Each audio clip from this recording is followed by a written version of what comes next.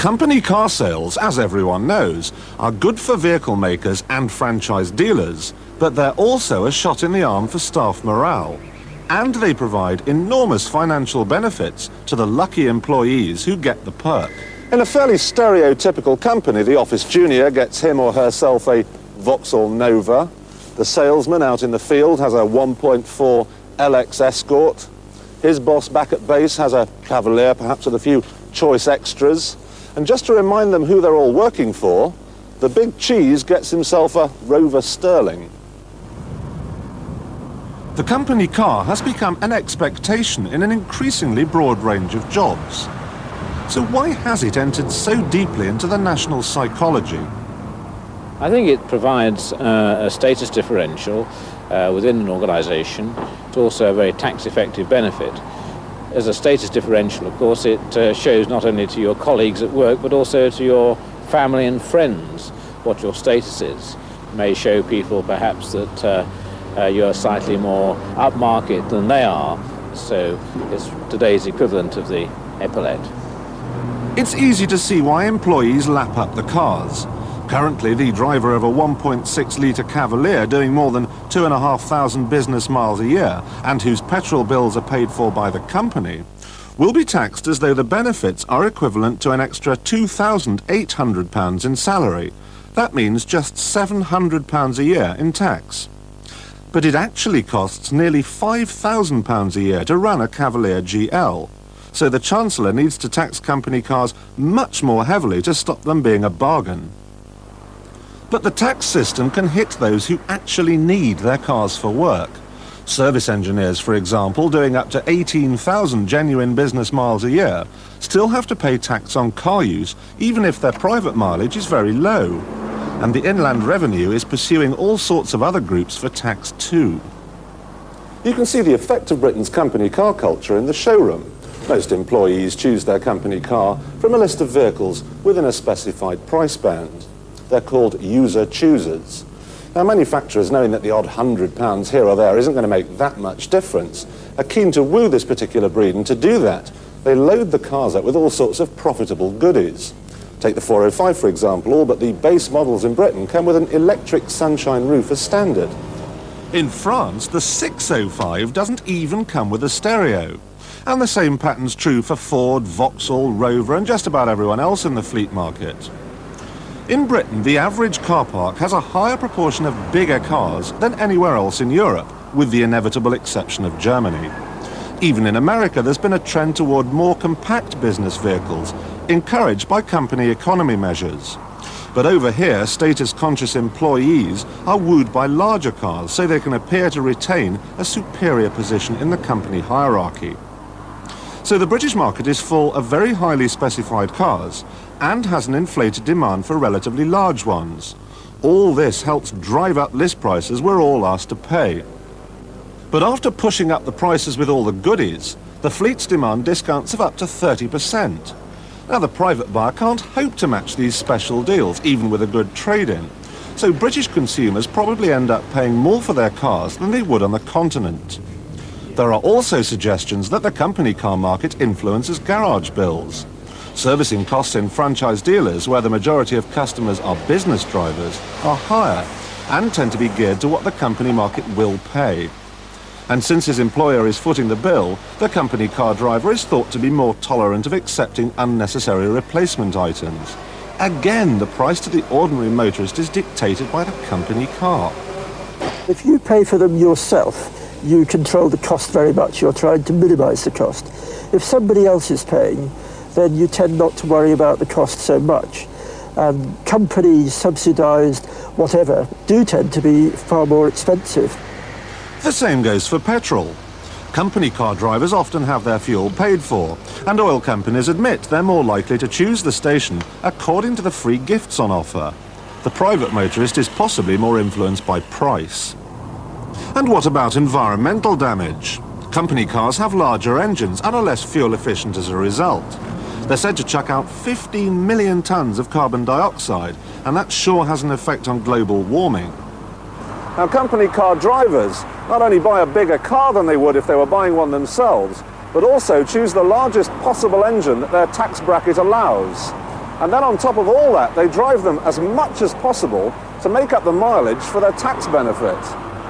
And against that sort of background, what possible hope does public transport or car sharing have? And is there an effect on driving standards? If I were a company car driver, would I be more likely to indulge in socially irresponsible or even illegal behaviour? Yeah, well, super salesman, that's me. Yeah, hold on a minute. Will you get out of the way? Do company car drivers who don't have to pay for things like no claims bonuses drive as well as the rest of us? According to a recent survey, business drivers are more likely to break the law. Almost half of company car drivers thought it acceptable to drive at 90 miles an hour on motorways, compared with a quarter of ordinary drivers. Twice as many business drivers admitted driving too close. And according to the survey, they're also more likely to drink and drive on a regular basis. So what's the future of company cars? Let's face it, it's a habit that's going to be pretty hard to break. They're an essential ingredient in modern-day business, they keep employees happy, and they're good for jobs in the car industry. Most observers believe there's going to be little negative effect in the budget, but that remains to be seen. One South London council, however, is doing its bit.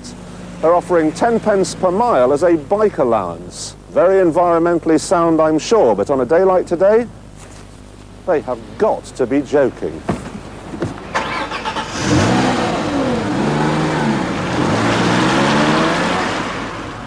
Much to everyone's surprise, in 1975, the XJS replaced the E-Type Jaguar. With its hard top, its automatic gearbox, and its near-silent engine, it was not a sports car then, and it's not a sports car now. There have been various derivations since 75, convertibles, a 6-cylinder option, and most recently a thundering but nearly undrivable 6-litre. But through oil crises, privatisation, the V12 Coupe has soldiered on.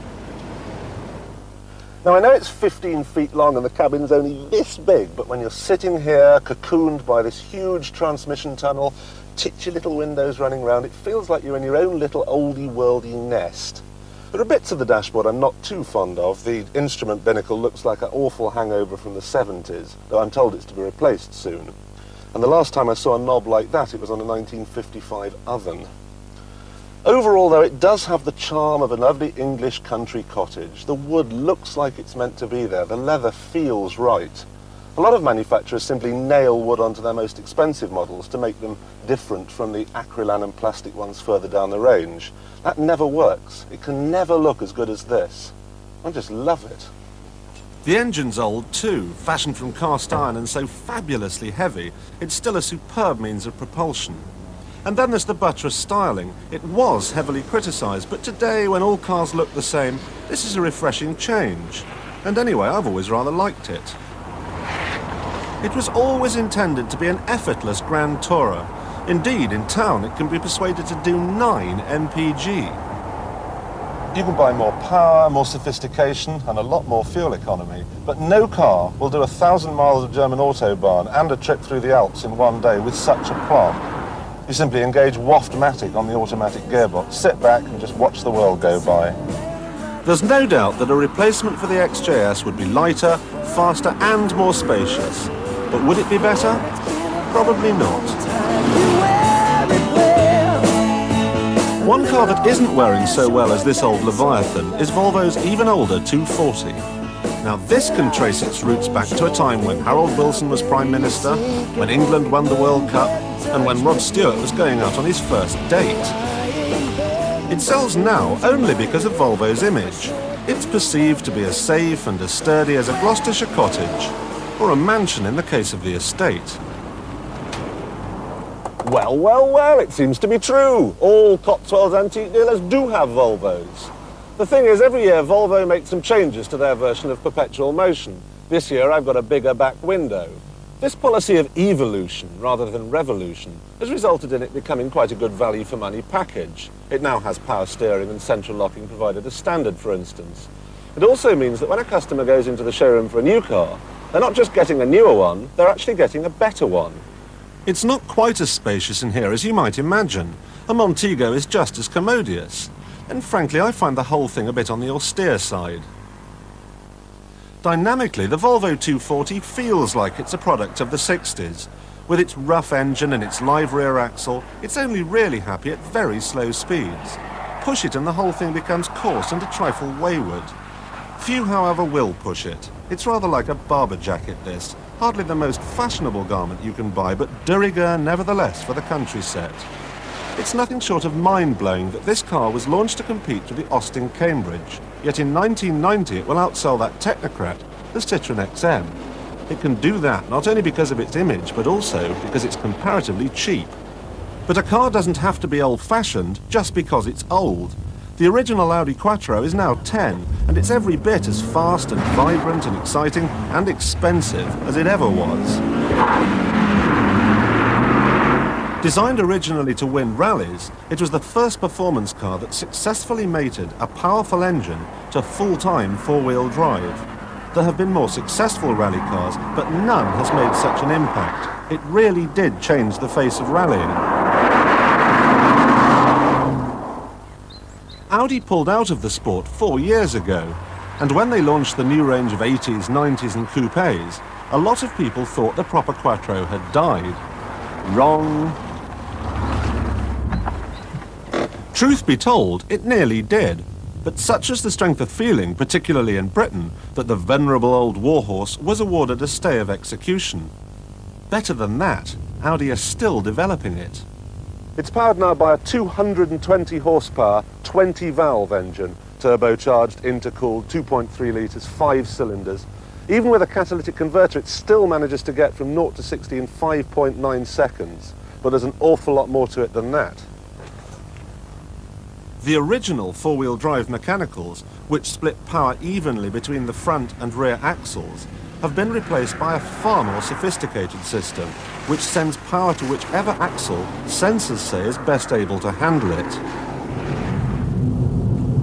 The electronics extend inside with a gaudy instrument binnacle that I don't think is in keeping with a sensible four-seater supercar like this one. Then there's a facility for turning the anti-lock brakes off.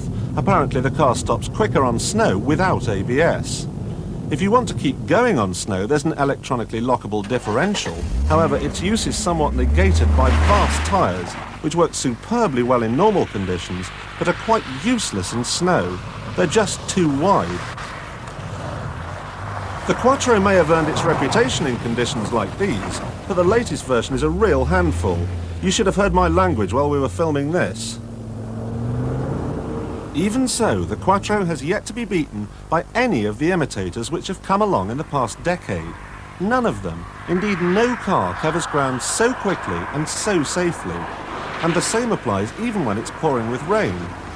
Even Audi's own attempt to topple it with the new S2 have by all accounts failed. Now in this job, I'm forever being asked a question. Given all the money in the world, what car would I buy? You're looking at it. This all-new car has to muscle in on Europe's most fiercely competitive sector, and it isn't going to beat the Escort and the Golf if half the people that take a test drive are frightened away by its strange idiosyncrasies. Citroën themselves say that they don't have a responsibility to make quirky cars that don't sell. They point to the DS's total sales figure in its 25-year life of 1.4 million. They need to sell that many ZXs in 25 months. So it's bye-bye hydro-pneumatic suspension, bye-bye crazy instruments, hello the grey suit. However, having been forced to make a conventional car, they've decided on a very unconventional marketing approach. Now sure, some are cheaper than others, but each is designed to appeal to different people. I think we should have shot this on a catwalk. There's the Reflex. This is aimed at the young, trendy, perhaps female buyer. It's got colour-coded bumpers, natty side stripes and terrific yellow pinstriped upholstery. And then there's the Avantage. Now this has the same 1.4-litre engine as the Reflex, but it's aimed at an altogether more serious family man. No flamboyant colour-coded bumpers here. It's even got side rubbing strips. For the family man after a bit more in the way of luxury, there's the 1.6-litre fuel-injected Aura. And then there's the one that I'd like to have a go in, the 130 horsepower Volcan. However, I'm told that in the UK, this is going to be the bigger seller. So this is the one I'm going to go and drive.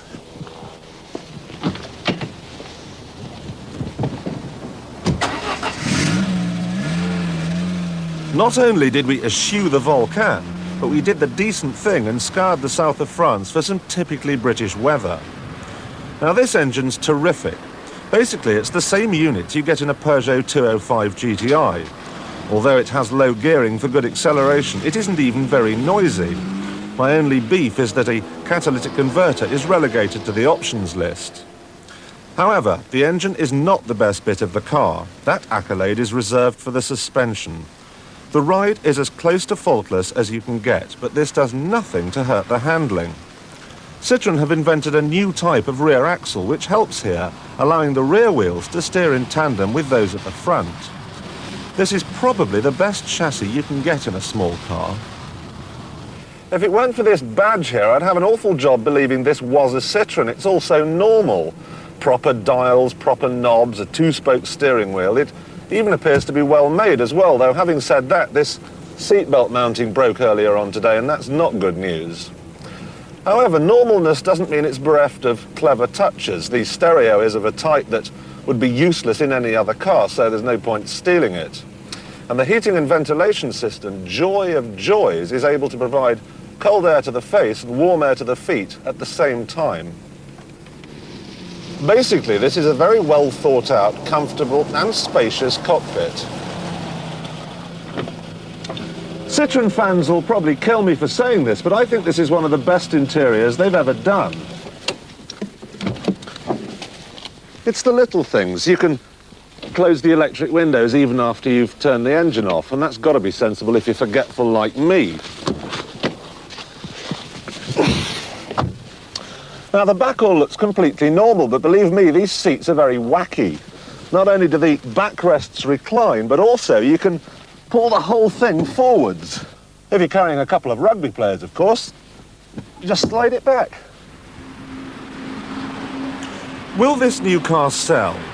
Well, providing it's priced properly, and knowing Citroën it will be, the short answer is yes. Plus, of course, it couldn't have come along at a better time.